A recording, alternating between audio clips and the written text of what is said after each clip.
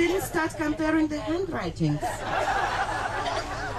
So the artist here to the stage, please. Anybody recognizes the doll? Thank you very much for participating. And here is our prize, this Russian napkin, apron. The same like our waiters have, yeah, in the morning at breakfast. And now the absolute winner of our Matryoshka contest is Matryoshka number 22. 22, which was painted by our guest from cabin 135. Welcome here, please. Look at it, it's absolutely beautiful.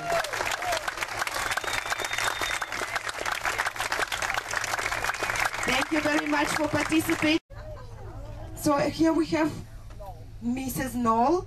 Anybody else? Mr. and Mrs. Katzen? Mr. Mitchell Knasha. Here is our prize, the plate with the ship and all the places we visited during the cruise. Thank you very much for participating. Captain says that we have such outstanding results that he decided to give some memorable prizes to the winners of this competition. And we invite our guest from cabin 227 with 7 fish. Anyone from cabin 227? Welcome here. Great. And here is the cap from the captain, baseball cap.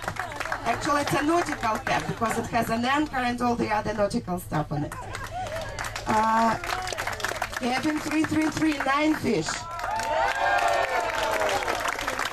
Here, one picture. 9 fish.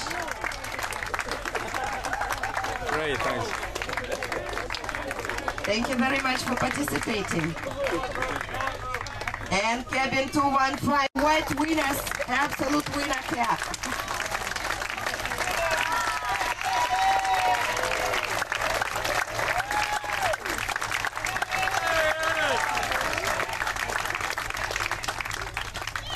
I didn't catch the fish, my partner caught him. He is not here, so I'm accepting for him. Is that okay? And our best wishes to your friend. Thank you, Captain.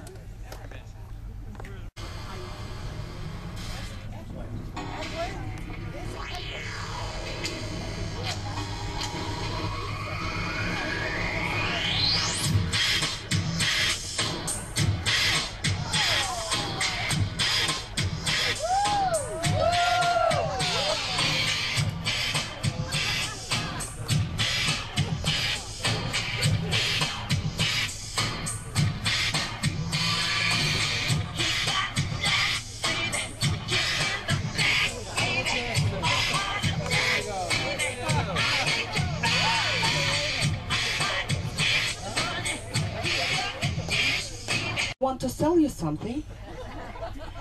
Today we saw a cathedral built in the 14th century, the location of a Kremlin demolished by the Mongol Tatars, and a statue of Lenin. Day 2. Today I woke on the boat to a strangely compelling disembodied voice. I looked under the bed, but nobody was there. The voice told me that breakfast was being served. After which we saw a 14th century cathedral, the site of a Kremlin demolished by the Mongol Tatars,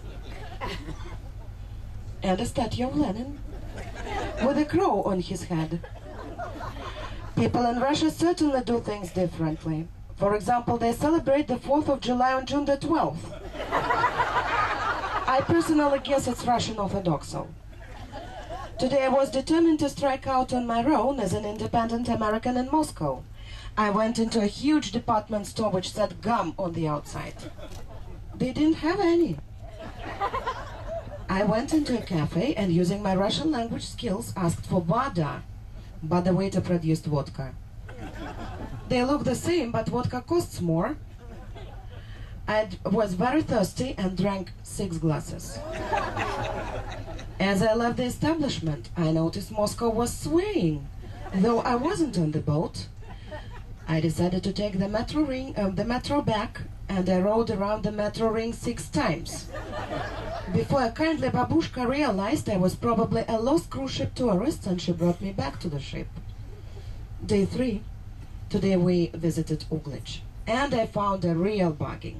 There was a nice young man standing on the street corner. He spoke very good English.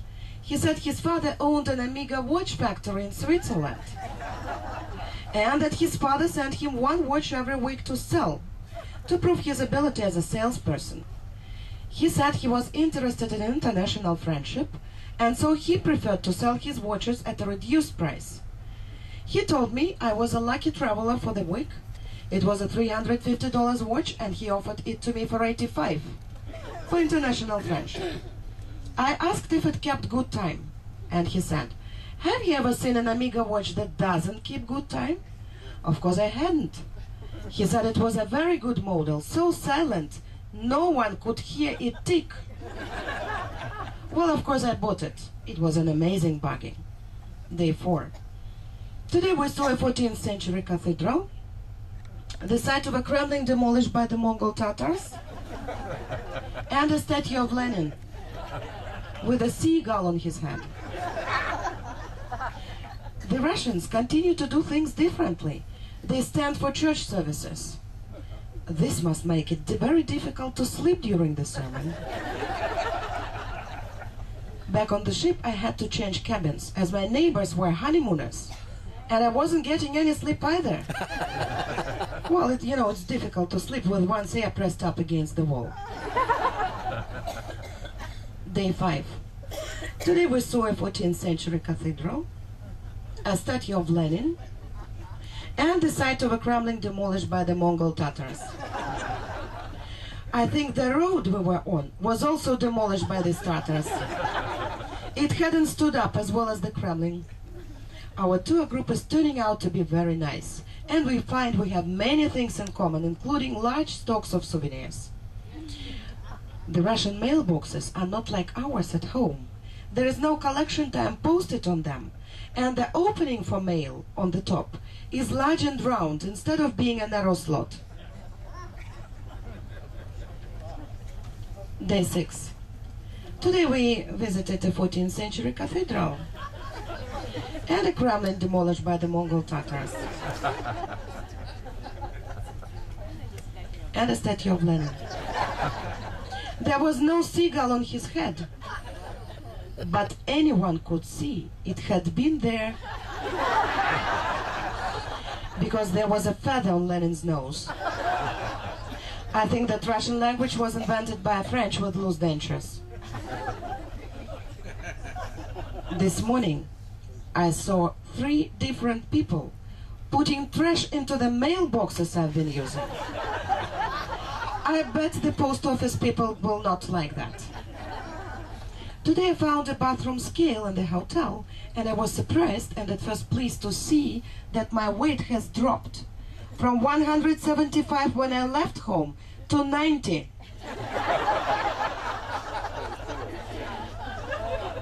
But then I was informed that the scale measured weights in kilometers or some such things. And in actual fact, I have gained more than a few pounds. And now I find that I have 2 pounds of small Russian notes left, and nobody wants them. I think I'll take them home and make a paper-mache statue of Lenin, and then I will sell it to Russian tourists. Day 7. Well, now I have seen an Amiga watch that doesn't keep good time. It doesn't keep even bad time, because there are no little wheels or anything else inside of it. Of course, that nice young Mr. Amiga personally guaranteed it, but he is in Uglich and I am now in St. Petersburg. I still believe in international friendship, but not as much as before. Today we could understand the local guide, but the bus windows were too fogged up to see anything.